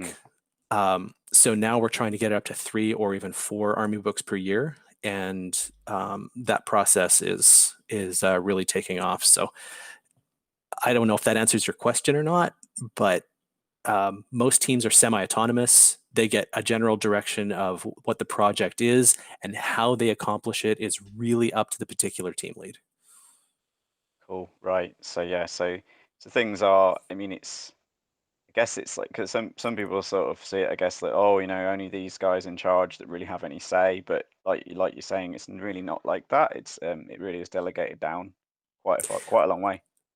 Well, back in the day when the project first started, it was community driven. We're a bunch of gamers making a game for gamers. That's our mantra. It still is. And every single forum was open. You could see what the designers were talking about. You could see what the rules team was talking about. And the problem we had was the guys designing the books would say, okay, I think we need to lower the defensive skill on this unit. And they would just get hammered with people writing them messages saying, you don't understand how this army works. This unit has to have this because, these 3 other units have it, and they're supposed to be really good at this one area. Like they couldn't even propose ideas, and the work was really getting stifled. So just to enable them to be able to work and function and talk freely, we had to close those forums off to the public. When people design an army book or a rule or whatever it is, I want them to run down every blind alley, check every possible solution, every off-the-wall idea, and then once they've got all that, pick what works the best so they know they've got the right solution. And you can't do that when you've got 100 monkeys babbling in your ear saying, no, that's wrong. Do it my way. Yeah, no, that makes a lot of sense. That's kind of echoes what I've heard and kind of figured out over the last few months. But yeah, no, that makes a lot of sense, really. Yeah. So So I realize that to the outside world, it can seem very opaque, and that there are just a few people making all these big decisions. But once you look behind the curtain, that's not really the way it works. Yeah, yeah, totally. and as we've discussed, it's still possible for just about anyone to get into those positions, to work their way up through the project and being bounced around on different teams. Yeah, if you show up and you're willing to do the work, we are more than happy to bring you in and put you in a position of responsibility. But a lot of people talk the talk, but not a lot of people are willing to walk the walk. For sure. Okay. Shall we call it at that, perhaps? Do we have any final thoughts about working with the Ninth Age? My final thought, and I'm the entire executive board and the advisory board wanted me to pass this on. A very sincere thanks to all of the people who have volunteered, be it past or present. The amount of work that people do continues to stagger us.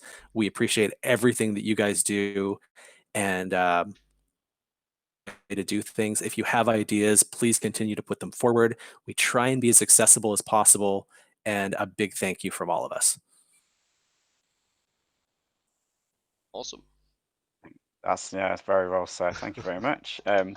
I would guess the only thing I would add would be like a bit of a. I mean, I know I said this on the last time I did a show with you, Madat, but like I would say I found it very enjoyable and rewarding to get involved.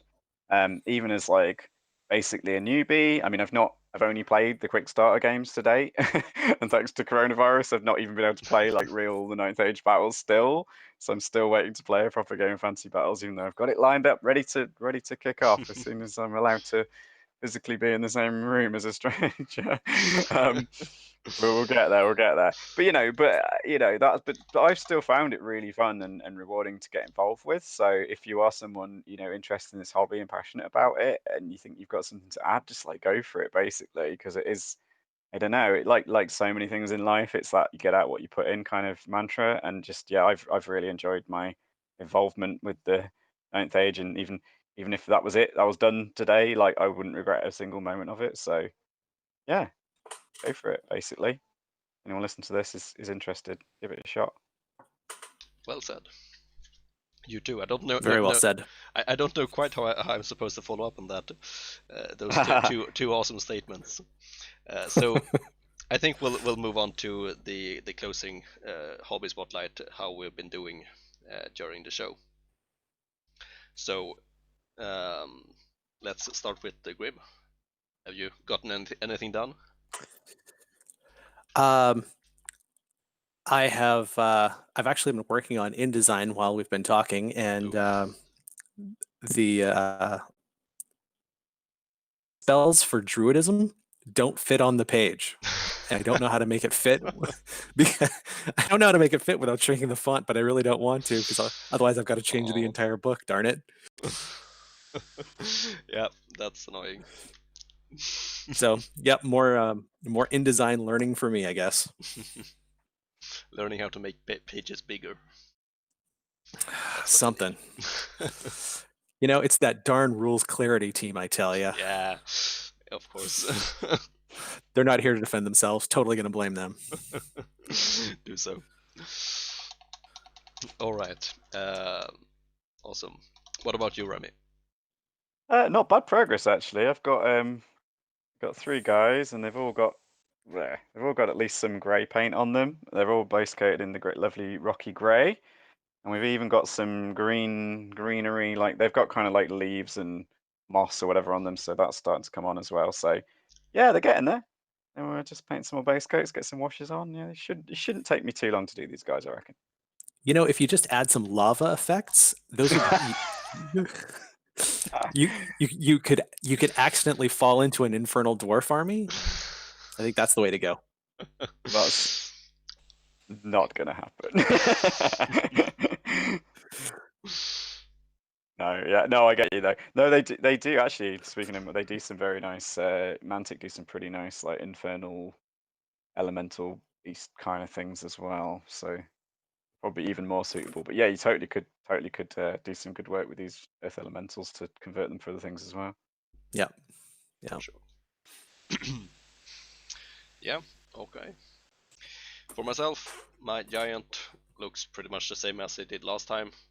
The bones have been painted, and I've been working on a lot of the brown leather straps, but it's hardly noticeable, I think. So lots of work, but not much to show for it. But he's getting there. It's I was hoping to be able to finish him before I leave for my vacation, but I might not be able to do that. We'll see. Quite a lot. Well, it looks hours good though. spent. Yeah, thank you. Size of a small child, something like that. The Mantic one's really huge, isn't it? Like, Yeah. I think it's actually slightly too big for what I want to go with. I will be getting some giants soon, so He's perfect Is for. that going to fit on a 50 by 75? I have his base over here. So it's the 75 times 100. So it's a big brother giant. I think it's Okay. perfect for that. So that's gonna be nice. I really like that option on the giants, just so that you can really do these really big giant miniatures and still use them properly in the game. Even though it's not the best option, I think I still enjoy it being there. So yeah. Okay. I would very much like to know what the audience has been working on too. If you want to leave that in the comments, I'd love to hear it. And other than that, I can say that I'm leaving for my vacation soon, as I hinted to, and there will probably be a pretty long break in episodes for now. But I think this one will be extra long to compensate. We've been going for quite a long while now on this recording, and we did another recording before that, before my computer overheated. But I'll merge those two together, and I think we'll end up with quite a lot of material. But that's it. So perfect for a paint-a-sode. yeah, for sure. Get a lot more done, hopefully. So yeah, thank you guys for coming on. Super happy to have you on. I think it's been great. Remy, nice to meet you. Thanks for all the work you do. Thank you, Graham. Thanks for all the work you do, and thanks for having me on, Matt. It's been lovely as always. Yeah, really interesting discussion actually. Yeah, for sure. This was fun. Thank you. Yeah, and thank you to everyone for watching, and we'll see you on the next one, whenever that is. Bye. Bye.